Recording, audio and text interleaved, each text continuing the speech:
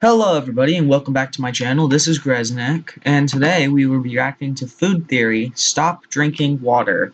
Yes, really. This is going to be my first food theory video I've reacted to. But like I've said in the past, I have watched food game and film theory for like the past year or two, like before Matt Pat retired, so I'm excited to see this video.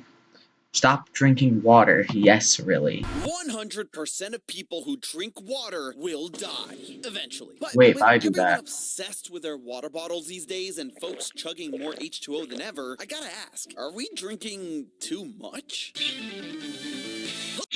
I barely drink water. I mostly drink tea. I don't drink water, so I might just be fine. I don't understand people who chug like a whole bunch of water a day. In my opinion, that seems unhealthy. Hello, Internet! Welcome to Food Theory, the show that's as crisp as a cold glass of water on a hot summer day. Speaking of water, I don't know if you noticed, society is infatuated with drinking water as of late. Back in my day, you had a Capri Sun for lunch, a few sips of metallic water from the drinking fountain, and maybe, if you Same. were lucky, you could drink out of the garden hose. That was your hydration for the day. But in the past few years, water has gone from a boring drink to something you can't leave home without. You got Stanley, who made water bottles fashionable, air-up pods in case your water's too bland, and everyone and their grandmother telling you, nay, ordering you to drink more water. At this point, it feels like drinking water has Oh, become more than I just a basic refuse. necessity for living. It's kind of cultish. And I'm not talking about liquid death or Diet Coke kind of cult either. But Yeah.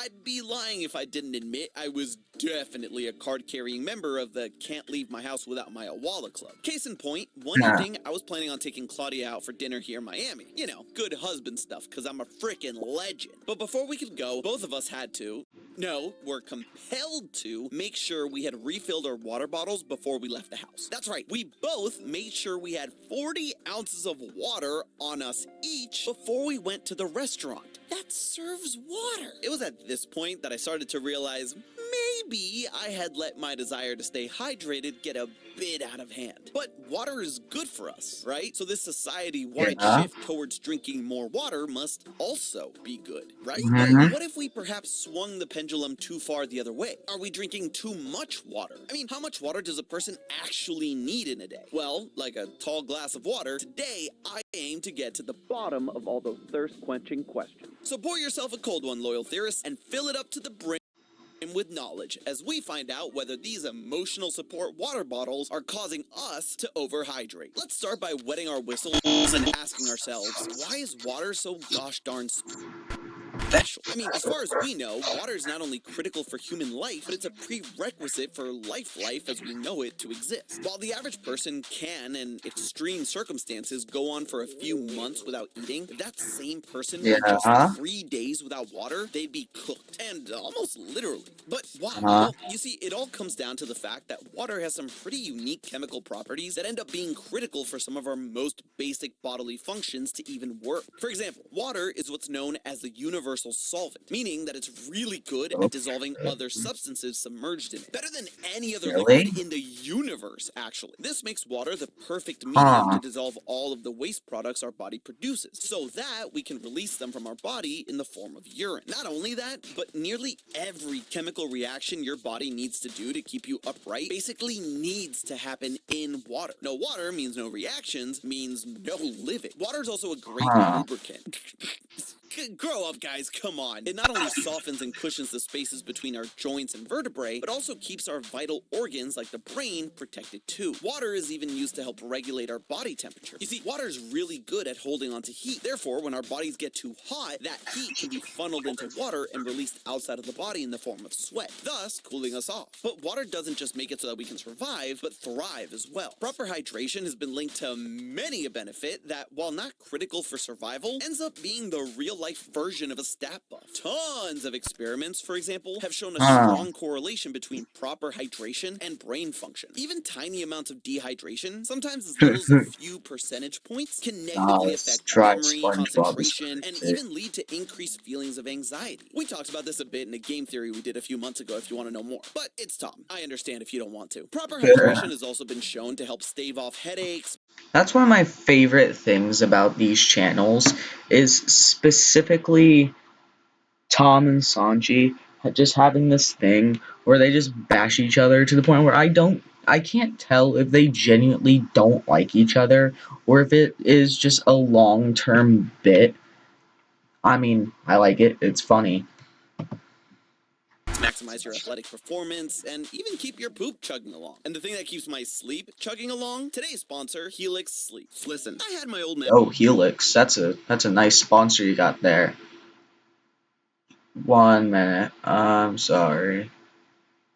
I'm not being paid enough for this. I'm not gonna show your sponsor. Well, good for y'all. Y'all can scan or code for the 27th. Alright, so the importance of staying hydrated is as clear as, well, water. That was too easy. I know, I'll be better. So why don't we just constantly chug down gallons of water to keep our brains sharp and our Because you joints from shouldn't drink that cracking? much Well, water. as it turns out, it is true that too much of a good thing can be bad. You see, your Yeah. body can only handle so much new water at one time. Ready to unlock Roblox digital gift cards?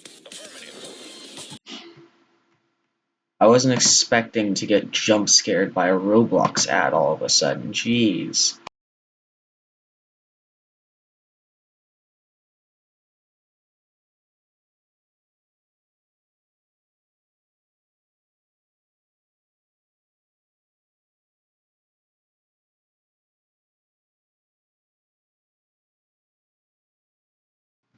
Alright, after that short Roblox ad break, because of course I get jump scared by a Roblox ad almost halfway through the video.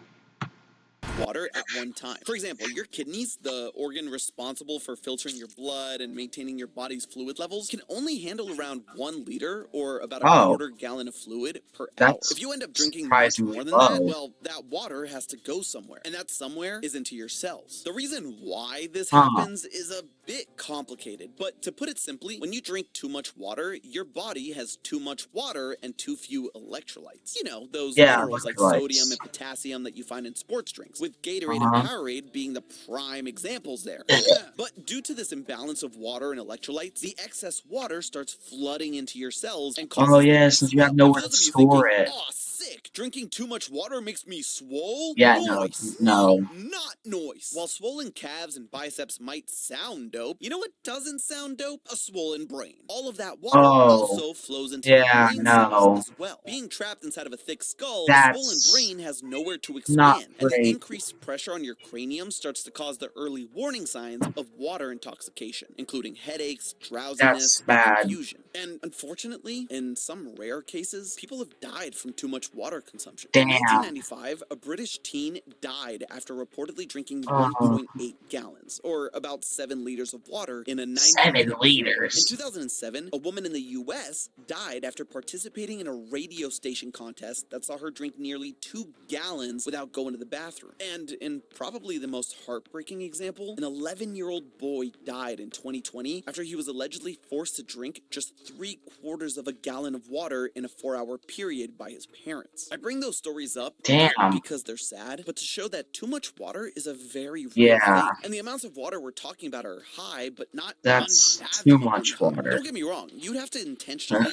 go out of your way to drink there's no these way I'd volumes drink of that water. much 1.8 water gallons, that the quickly. amount of water that killed that teen in the UK, that's the equivalent of about 6 40-ounce Stanley Cups that she drank in 90 I couldn't even minutes. drink For the like average half of person, that's not those. even remotely feasible to do I by couldn't drink like accident. But half that's of an one. average person, because there is a group of people out there who, by the nature of what they do, are surprisingly very susceptible to accidentally drinking too much water, and that's marathon runners. The people who are constantly losing water in the form of sweat while running. It may seem odd that they drink too much water, but as it turns out, it's the fact that they're sweating that's the problem. If you ever tasted sweat before, first off, gross. Second of all, you'll know that sweat is just like most of the League of Legends population. Incredibly salty. That means when marathon runners are sweating, they're not only losing water, but they're they're losing electrolytes too. Therefore, Which if they they were kind to of need. choose to rehydrate themselves by drinking pure water, they'll be in the same scenario we warned about earlier. Too much water, not enough electrolytes, swollen cells, and bad news. Circling back to the topic at hand, at this point, we know what happens to your body when you don't drink enough water and what happens when you drink too much water, both of which are no bueno. So the big question is, how much water should we drink? That turns out to Not be a pretty too complicated much. question. The old adage that I and probably many of you heard growing up was that we were supposed to be drinking 8-ounce glasses of I've water a day. never But heard where does that. that come from? And is it even accurate? After doing a little bit of digging, the consensus seems to be that the origin of this 8x8 rule is a paper put out by the U.S. National Research Council and Food and Nutrition Board back in 1945. They said, a suitable allowance of water for adults is usually 2.5 liters daily. 2.5 liters comes out to roughly 84.5 Alright, fluid that ounces, sounds which pretty is good, way actually. more than the 8-ounce glasses would get you. I don't know, man. This feels like one of those origin stories that doesn't really make much sense. But regardless Yeah. of where it came from, the rule has definitely hung around, being one of the top Why? answers people find when trying to figure out how much water they should drink. But is that enough? Is it too much? Well, let's look at this from a pure biological perspective. Every day, we're losing water from our sweat, our breath, our pee, and even our poop. On average, a person loses about 2.5 to 3 liters of water per day. So an estimate that we need to drink about 2.5 liters to make up that difference makes sense. Still, that estimate of 2.5 liters does come from, the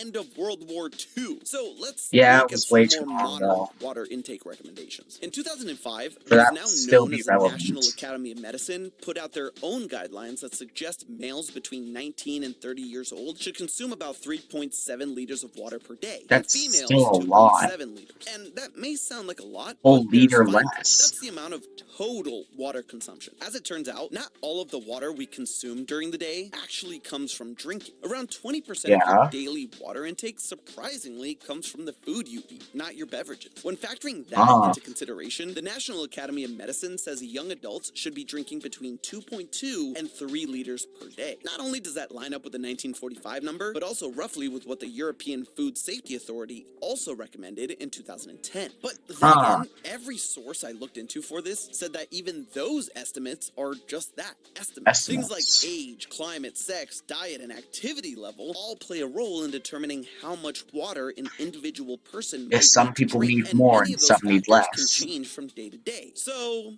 we're no closer. And I guess that's the thing, right? Drinking water doesn't make you healthy. Actually, nothing does. When you really think about it, you don't become healthy. You make healthy choices. If you drink Healthy copious amounts of choices help soda me or be Red Bull every healthy. day and you replace that with glasses of My water, tea. that's a healthy choice. The fact of the matter is, there's no magic formula or rule of thumb that I or anyone can give you to know how much water you need to drink in a day. There's just too many factors that make your body unique. However, you know who does know your body the best? Your body. You see, our fleshy meat sacks are super good at giving us the signs we need to know whether we're staying at the right level of hydration. One way to know it's time to drink water, and I know it sounds cliche, but When whenever you're thirsty, thirsty. our bodies have evolved for millions of years to give us the signs. All we gotta do is read them. But if you're trying to figure out whether you're getting enough water in total, look no further than your pee. I'm serious. The color of your urine can actually give you a pretty handy guide as to whether you're properly It gets like hydrated. darker If it's the as less yellow as water the you Food drink. Theory logo, then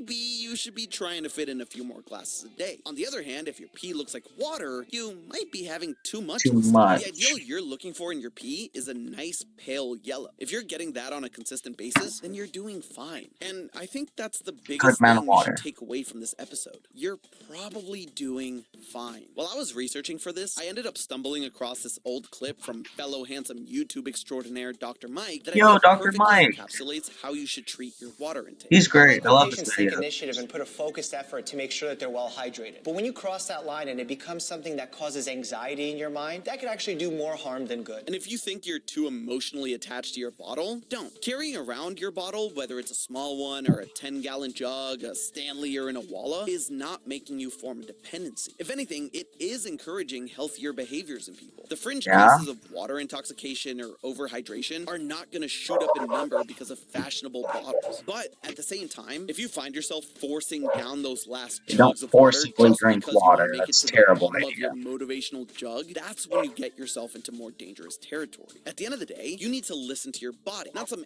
adage from 1945, and definitely not some plastic Because you know bottle your that body honestly best. is a bit presumptuous about my daily schedule. So whether you're someone that knows they probably should drink more water but hasn't taken the steps yet, or you're someone like me who feels a bit naked whenever he leaves the house without his awala, rest assured we're all still learning. And it's about making healthy choices, not magically becoming healthy. And to that I say, bottoms up. But hey, that's just a theory. A food theory. Go drink some water. Well, that was a good video. Well, remember to like and subscribe to the Food Theorist and me. Oh, they just rose by another K. It's crazy. Go drink some water. I'm gonna go drink some water. And just have a good day. See you on